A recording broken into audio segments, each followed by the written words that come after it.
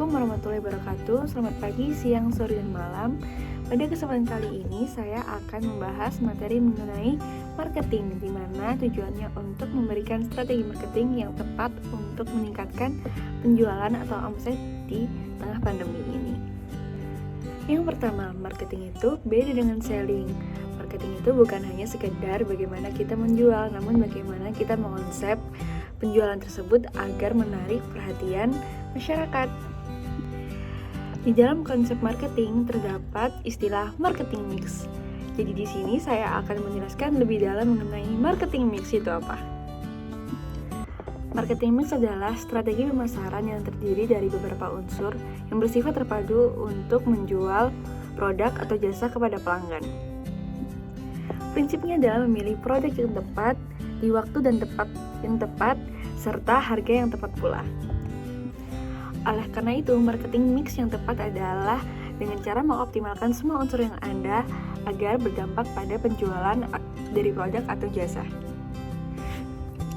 Nah, di dalam marketing mix ini terdapat 4 unsur. Namun, seiring berjalannya waktu, terdapat 3 unsur yang melengkapi keempat unsur sebelumnya. Unsur yang pertama yaitu produk. Produk ini bisa berupa barang atau jasa. Barang atau jasa ini adalah apa yang dijual oleh perusahaan yang akan diberikan kepada pelanggan. Pentinglah untuk Anda mengetahui betul apa kebutuhan pelanggan agar Anda dapat memberikan sesuai dengan permintaan dan kebutuhan pelanggan. Unsur yang kedua yaitu price atau harga. Unsur yang gak kalah pentingnya dengan unsur yang lainnya karena ada produk, tentunya juga ada harga. Harga yang ditetapkan oleh penjual harus disesuaikan dengan target pelanggan yang sudah dituju dengan perhitungan yang baik. Artinya, harus sesuai dengan keuntungan yang ingin dicapai oleh penjual, namun juga tetap realistis sesuai dengan target. Unsur yang ketiga yaitu place atau tempat di mana kita meletakkan proses marketing. Penempatan produk atau jasa yang kita tawarkan kepada pelanggan harus disesuaikan dengan di mana target menghabiskan waktu dan berbelanjanya. Presisi ini juga termasuk bagaimana kita memilih media untuk menjualnya, seperti bagaimana kita mau menjualkan secara online maupun offline. Unsur yang keempat yaitu promosi. Promosi ini bagaimana kita menawarkan produk atau jasa kepada pelanggan dengan mengonsepnya secara baik agar pelanggan tertarik. Strategi promosi ini berbicara mengenai kesuksesan dari strategi marketing. Kenapa begitu? Karena promosi ini dapat menentukan sejauh mana pelanggan mengenali produk kita. Nah, sekarang kita masuk ke dalam 3 unsur tambahan yang diantaranya adalah yang pertama people atau sumber daya manusia.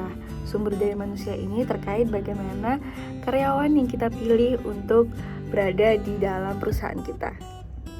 Sumber daya manusia ini merupakan salah satu aset penting dari perusahaan karena produk dan jasa yang berkualitas itu dihasilkan dari sumber daya manusia yang berkualitas pula. Unsur yang keenam adalah proses atau yang tidak lain adalah bagaimana pelanggan mengalami proses pembelian tersebut. Termasuk di dalamnya itu proses pelayanan dan proses transaksi. Pastikan bahwa pelanggan memiliki pengalaman yang baik dalam melalui setiap proses tersebut.